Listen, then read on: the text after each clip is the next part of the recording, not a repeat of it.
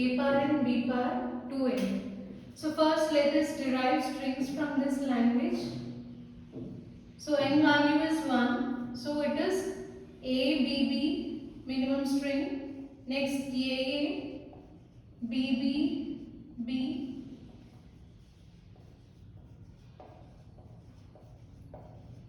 And so on. So here if you observe, number of b's are twice the number of a's.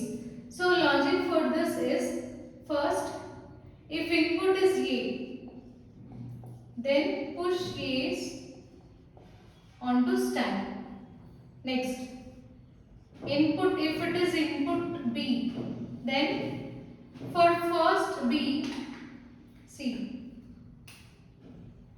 for first and third b's, do nothing. Okay, if b is in second or fourth position, then perform pop operation. So pop a from stack. Okay, so let us see this with example. Say suppose we have z0. Let us take input symbol as a 4 b's. So for first a, push a onto stack. If input is a, push a. If input is second a, again push a. So next, if input is b, then for first b, do nothing. Okay, for second b, pop this a. Similarly for third b means do nothing. If input is fourth b, then pop this second a. So for second b, pop a. For fourth b, pop a. Okay. Now, after when we reach end of the string epsilon, then stack contains only z0. So this is the procedure for solving this problem. Now let us see how to draw transition diagrams for this. Sorry, transition function. First we will see transition functions. So write them here.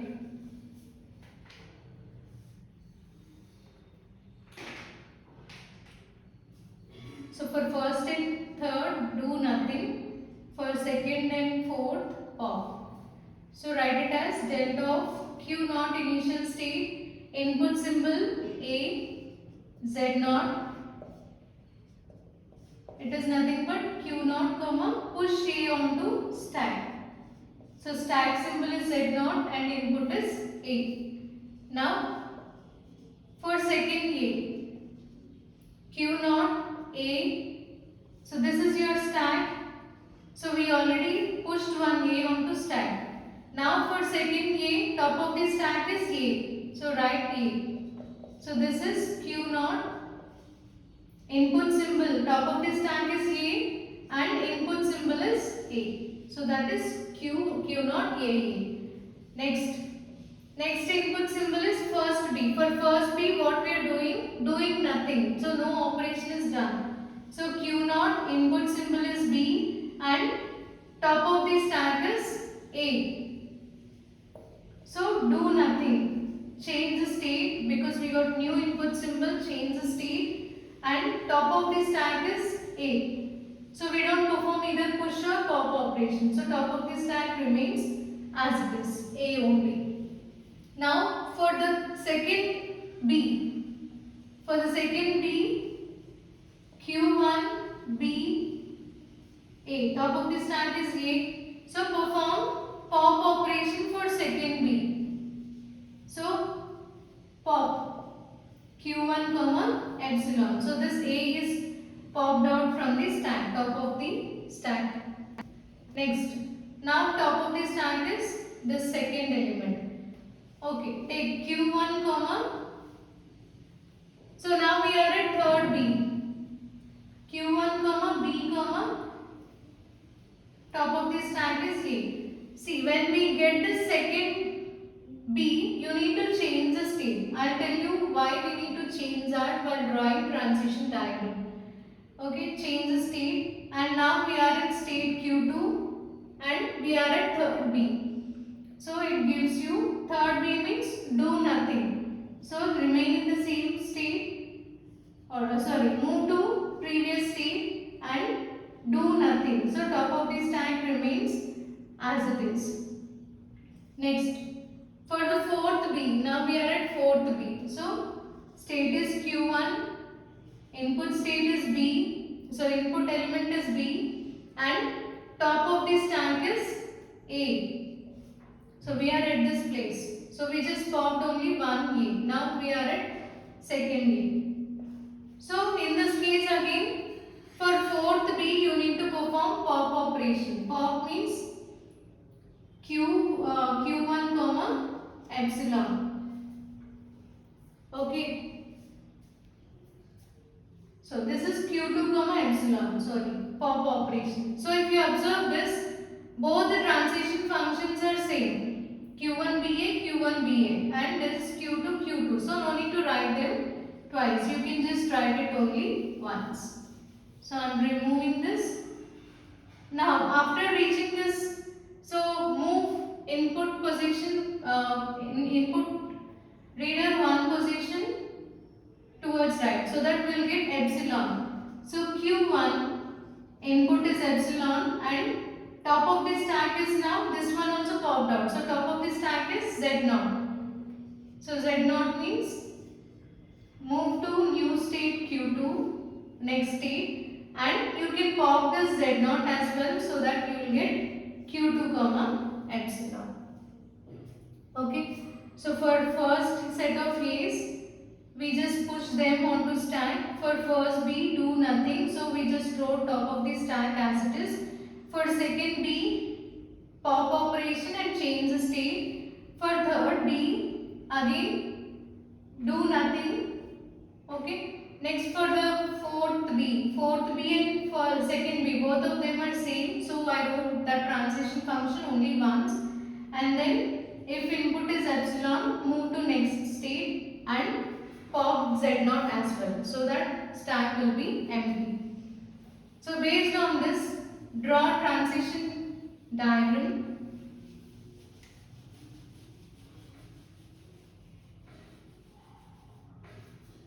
So let us see graphical notation for this now. So how many states total? Q0, Q1 and Q2. So Q0, Q1, Q2.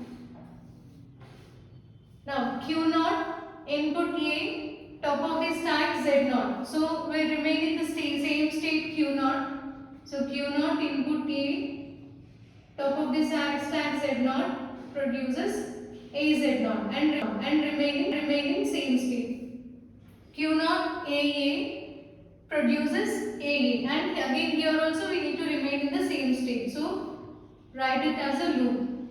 Q0 input element A, top of the stack A gives you AA.